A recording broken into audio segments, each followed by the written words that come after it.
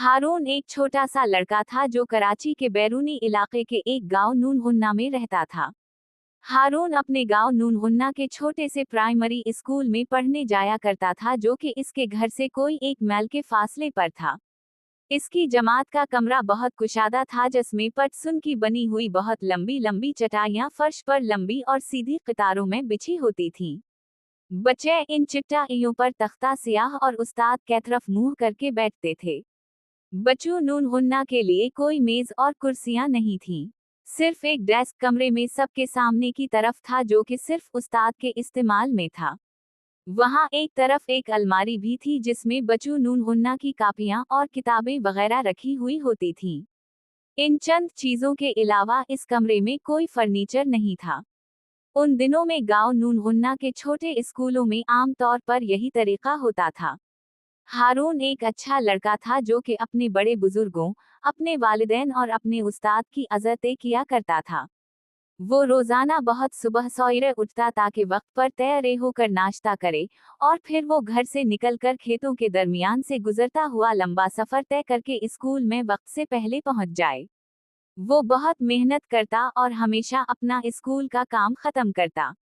वो हमेशा अपने वालिदैन की इस नसीहत पर अमल करता कि आज का काम कभी कल पर मत छोड़ो। स्कूल में तफरी के वक्त हारून अपने दोस्तों के साथ खेल के मैदान में कबड्डी खेला करता था। ये खेल पाकिस्तान के देहाती इलाकों के नौजवानों के दरमियान बहुत मकबूल है और हारून को भी ये खेल खेलना बहुत पसंद था। हारून के हमसाये में एक धोबी भी रहा करता था जिसका नाम ताजो था। ताजो के पास एक मरियलसा गधा था जिस पर सवार होकर वो हर हफ्ते करीब के एक कस्बे में जाता और वहां के लोगों से मिले कपड़ों की गुठलियां जुमा करके लाता। फरू गधे पर सवार होकर कपड़ों के साथ दरिया पर जाता और वहां पर वो कपड़े धो कर लाता। ताजो की एक बुरी आदत थी कि जब वो गधे पर सवार होता तो वो बेचारे गधे की टांगों पर जोर जोर से छिड़िए मारता जाता था। तब वो गधा एक भयानक सी आवाज निकालता था, ढे हो नून गुन्ना, ढे हो नून गुन्ना, और साथ ही ताजो अपना और भारी गुठलियों का बोझ भी इस पर लादे हुए होता था। फिर शाम को वो गधे पर सवार धुले हुए कपड़ों की गुठलियों का बोझ भी इस पर लादे हुए उसकी टांगों पर छड़ी मारता हुआ वापस आता था। जब धोबी पास से गुजरता तो हारून अक्सर गधे की ये भयानक और गमजदा आवाज सुनता और गधे के बारे में परेशानी की वजह से वो बचह रात को सो ना सकता। दूसरे दिन सुबह के वक्त भी स्कूल जाते हुए हारून धोबी को गधे पर धुले हुए कपड़ों के साथ सवार शहर की तरफ जाते हुए देखता, जो हमेशा की तरह गधे को लंबी छड़ी के साथ पीटा जाता था। बेचारा छोटा सा लड़का अक्सर बहुत गौर और फिक्र से देर तक इसके बारे में सोचता रहता कि किस तरह इस गधे को ताजो की मारपीट से बचाया जाए, मगर कभी भी कोई मंसूबा इसकी समझ में नहीं आया। ये सब कुछ अरसे तक जारी रहा। गधा कमजोर और बूढ़ा हो गया। ताजो खुद भी अपने गधे की तरह बूढ़ा और कमजोर हो गया।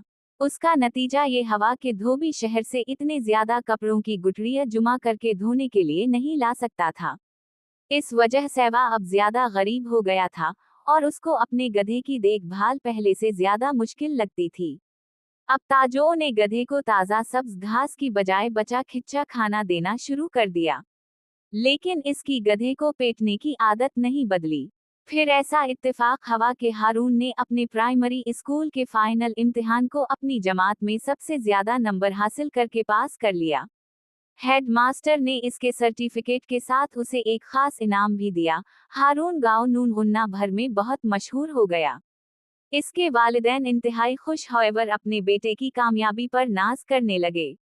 इसकी मेहनत और कामयाबी की खुशी मनाते हुए हारून के वालिदैन ने इससे वादा किया कि वो उसे इसकी मर्जी की जो चीज़ भी वो पसंद करेगा उसे वही तोहफे में खरीद कर देंगे।